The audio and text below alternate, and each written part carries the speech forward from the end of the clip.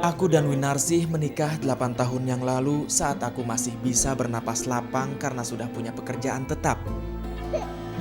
Setelah pulang ke Banyuwangi dan menetap di rumah warisan orang tuaku dengan kondisi pas-pasan, Winarsih tetap setia. Aku dan Winarsih menikah 8 tahun yang lalu saat aku masih bisa bernapas lapang karena sudah punya pekerjaan tetap. Setelah pulang ke Banyuwangi dan menetap di rumah warisan orang tuaku dengan kondisi pas-pasan, Winarsih tetap setia. Aku tak meragukan kesetiaannya yang sudah terlihat sebelum kami menikah. Tak banyak wanita yang mau menerima pria dengan kekurangan seperti aku ini. Gimana ya Mas ya? Jodoh itu ada di tangan Tuhan ya Mas ya.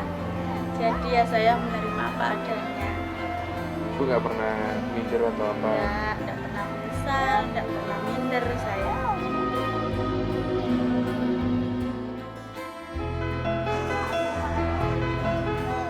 Bersama Winarsih, aku rajut harapan tentang masa depan yang cerah. Kehadiran anak pertamaku, Nila Kumalasari, menambah cerah keluargaku.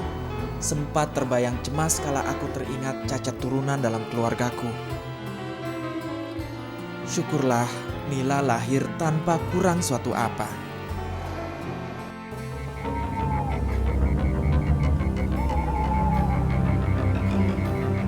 Waktu berjalan dan istriku mengandung lagi. Menginjak usia kandungan 3 bulan, suatu malam aku bermimpi buruk. Dalam mimpi aku berjalan menyusuri jalanan desa dekat rumah mertuaku. Keadaan begitu sunyi sepi. Ketika aku bertemu sosok yang tak dikenal. Tak ada yang aneh, sampai tiba-tiba terucap sepatah kata dari sosok itu. Anakmu cacat. Pelan, tapi terdengar bagai guntur di telinga. Terlebih di perasaanku. Tak terkira leganya hati ini ketika tersadar itu hanya mimpi. Sekedar kembang tidur. Namun tetap saja mimpi itu menancapkan rasa cemas jauh di lubuk hati. Waktu bangun itu saya maunya mau cerita sama istri saya, tapi saya tidak enak. Namanya istri kan nanti kaget gitu tuh loh. Terus pas gitu paginya itu tak ceritain terus istri saya kok mimpi jelek, anak saya yang ini lain, mimpi saya tuh mimpinya kok cacat gitu.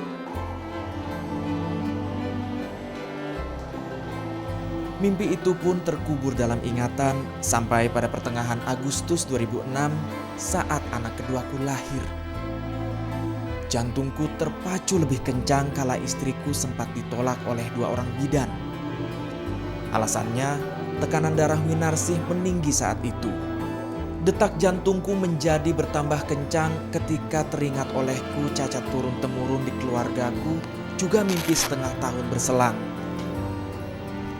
Ternyata rasa was-was itu terjawab. Nina Agustina lahir dengan cacat yang sama seperti diriku.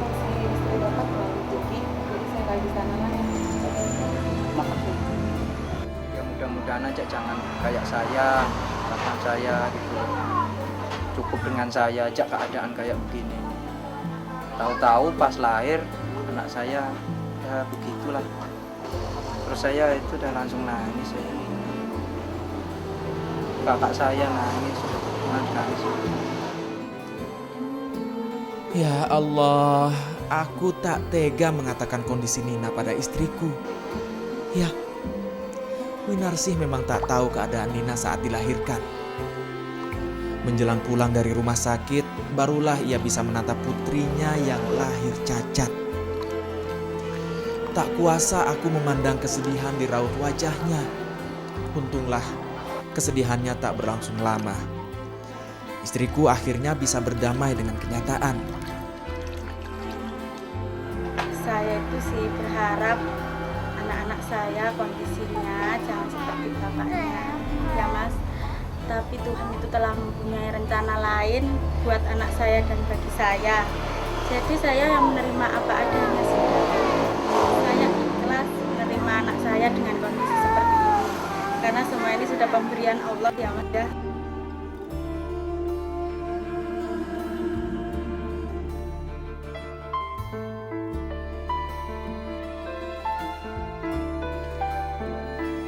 Tak segan aku menggantikan tugas keseharian istriku mencuci baju kotor di sungai dekat rumah misalnya. Satu hal yang mungkin ringan bagi orang normal, tapi terasa agak berat bagiku.